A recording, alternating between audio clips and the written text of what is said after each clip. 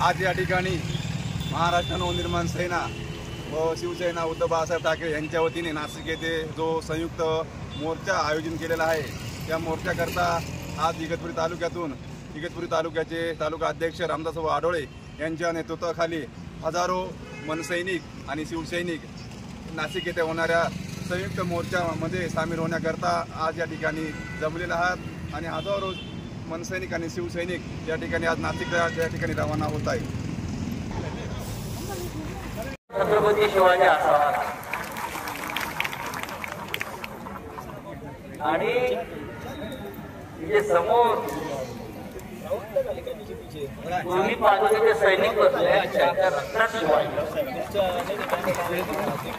त्यांच्या रक्तात छत्रपती शिवाजी म्हणून ते रस्त्यावरती सरकारला आव्हान देण्यासाठी जास्ती वेळ घेणार नाही।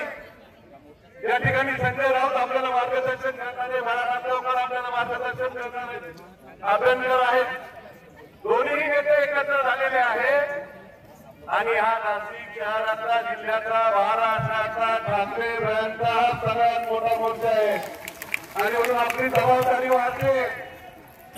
बोलण्यासारखं फार काय नेते आपल्या मार्गदर्शन करणार आहेत आणि तुमची आणि माझी जबाबदारी आहे पुढच्या भविष्य काळातल्या प्रचारात सुद्धा आपण मोठ्या संख्येने एकत्र आलं पाहिजे। तुम्ही एवढ्या मोठ्या संख्येने जमणार की मनापासून तुमच्या सगळ्यांचे आभार मानतो आणि थांबतो। जय हिंद, जय महाराष्ट्र। धन्यवाद भाऊ, अतिशय सुंदर मार्गदर्शन केलं। त्यानंतर महाराष्ट्र नवनिर्माण सेनेचे प्रदेश सरचिटणीस, नाशिक महानगरपालिकेचे माजी सभागृह नेते आदरणीय दिनकर अण्णा पाटील हे आपल्याला संबोधित करतील।